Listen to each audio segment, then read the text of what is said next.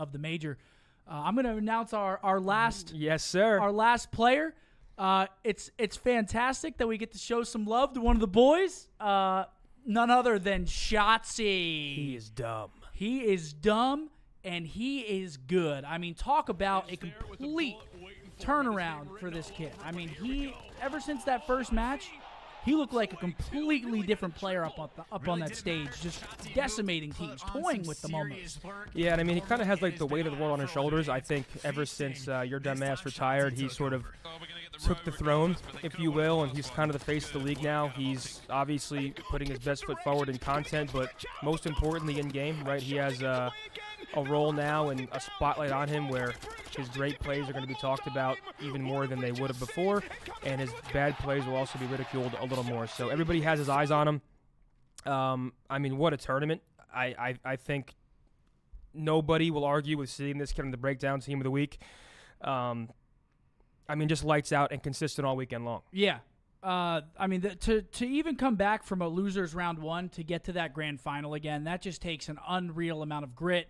They played a lot of matches, and you got to think maybe fatigue set in a little bit at the end there. Yeah. It's hard to play that many matches back to back and be in losers from the start of the weekend. It is a grueler.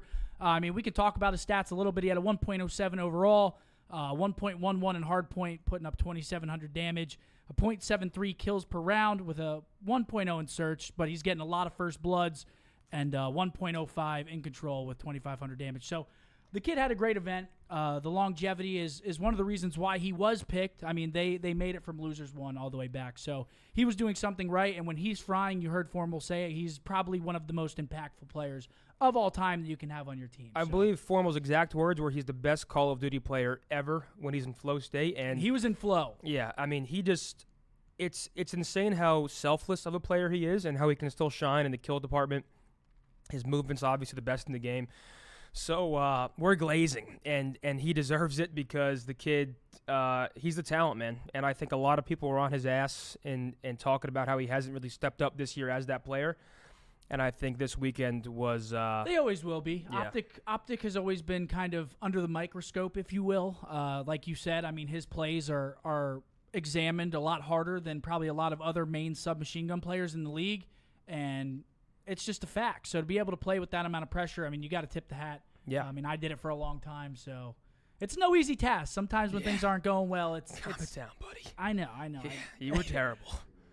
I know, I'm sorry. But there is our full team of the major. W's in chat for these guys. They all deserve it. They all deserve it. I mean, can you imagine spawning in against that roster? I feel like that would be a pretty fucking good roster if they were on a main stage together. Yeah, that roster would be pretty scary. I mean, talk about the form on some of their snakes. They would be. I mean, let's see the emote. They'd be snaking. Yeah, let's see that